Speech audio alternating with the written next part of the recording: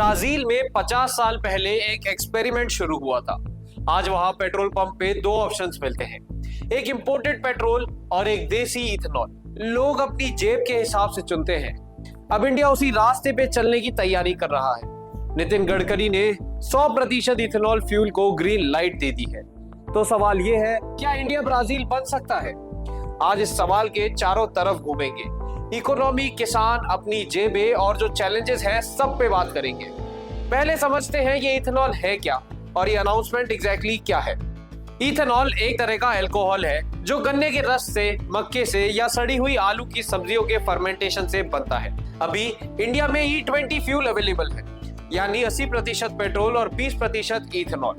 E85 भी introduce हुआ है, लेकिन ध्यान दीजिए अभी पूरे देश में सिर्फ 2 बाइक मॉडल्स है जो E85 पे चल सकती हैं, Hero Splendor Plus flex fuel और Hero HF Deluxe fuel flex, और वो भी अभी सिर्फ दिल्ली और सिलेक्टेड महाराष्ट्र रीजन्स में मिलेंगे।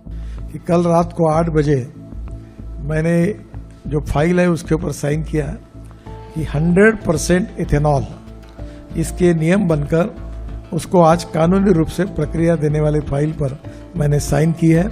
इसका मतलब ये नहीं कि पेट्रोल में लिटरली 100% इथेनॉल होगा। एक्चुअली 93 से 95% इथेनॉल होता है, बाकी पेट्रोल और एडिटिव्स जिससे गाड़ी ठंडी में भी स्टार्ट हो सके। पर बात बड़ी है, E85 अभी 2 बाइक मॉडल्स और हम सीधा E100 की तरफ भाग रहे हैं। भारत हर साल 22 लाख करोड़ रुपए सिर्फ पेट्रोल डीजल के इंपोर्ट करने में खर्च करता है। ये पैसा सऊदी अरेबिया जाता है, रशिया जाता है, इराक जाता है, लेकिन इंडिया में नहीं रहता। इथेनॉल देसी चीज है, अपनी जमीन पे उगती है, अपनी फैक्ट्रीज में बनती है। अगर E100 स्केल पे आया तो ये इंपोर्ट बिल सीधा नीचे आएगा। डायरेक्शन बहुत सही है, लेकिन जो पैसा बाहर जा रहा है वो अंदर रह सकता है। लेकिन कितना बचेगा और कब बचेगा ये तब पता चलेगा जब इंफ्रास्ट्रक्चर बनेंगे। इथेनॉल प्राइमरीली गन्ने से बनता है।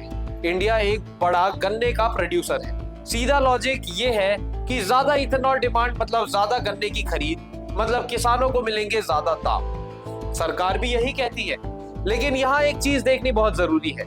कांग्रेस ने एलिगेशन लगाया है कि जब बाप पॉलिसी बनाता है और बेटे उस पॉलिसी से कमाते हैं तो सवाल उठना चाहिए। पवन खेरा ने प्रेस कॉन्फ्रेंस में कहा कि निखिल और सारंग गडकरी दोनों भाई इथेनॉल पॉलिसी के सीधे बेनिफिशियरी है।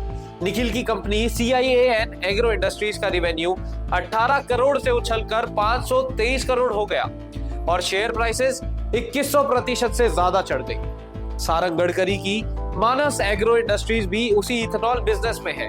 ये सिर्फ एक एलिगेशन है, कोर्ट में कुछ भी साबित नहीं हुआ, लेकिन कोइंसिडेंस थोड़ा ज्यादा बड़ा है इग्नोर करने के लिए।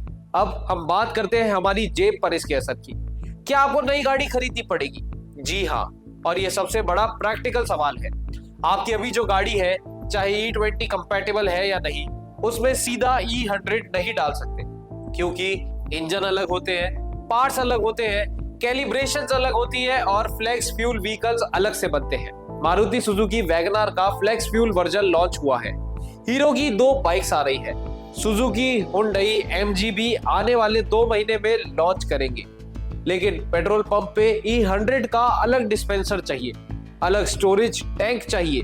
अभी पूरे देश में E85 पंप्स की संख्या लो हंड्रेड्स में है, जबकि कन्वेंशनल पेट्रोल पंप्स लगभग 88,000 है। तो कंज्यूमर के लिए अभी ये एक फ्यूचर प्लान है, कल की रियलिटी नहीं। अब वो सवाल जो सबसे जरूरी है, इसका हाइप कितना है, रियलिटी कितनी? 3 सीधी बातें। पहली, माइलेज। E20 पे ही कई कस्टमर्स कंप्लेन कर चुके हैं कि माइलेज 5 से 10% कम मिला। E100 पे ये गैप और ज्यादा हो सकता है। दूसरा, सप्लाई। E100 के लिए पूरे देश में अलग पंप्स चाहिए। प्लान ये है कि दिसंबर 2026 तक 500 पंप्स और दिसंबर 2027 तक 5000 पंप्स हो जाए। लेकिन अभी तो 2 बाइक मॉडल्स भी सिर्फ 2 शहर में ही मिलती हैं।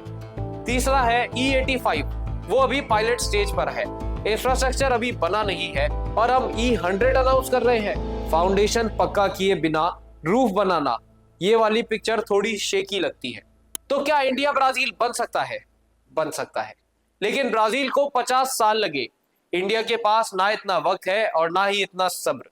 अगर इंफ्रास्ट्रक्चर, प्राइसिंग और पॉलिसी इंप्लीमेंटेशन सब अलाइन रहा तो ये जेन्युइनली एक बड़ा बदलाव हो सकता है। अगर नहीं रहा तो ये एक और बड़ा अनाउंसमेंट बन के रह जाएगा। आपकी इस पर क्या राय है हमें कमेंट सेक्शन में जरूर से बताइएगा। साथ ही देखते रहिए तर्कवाद। जय हिंद, जय भारत।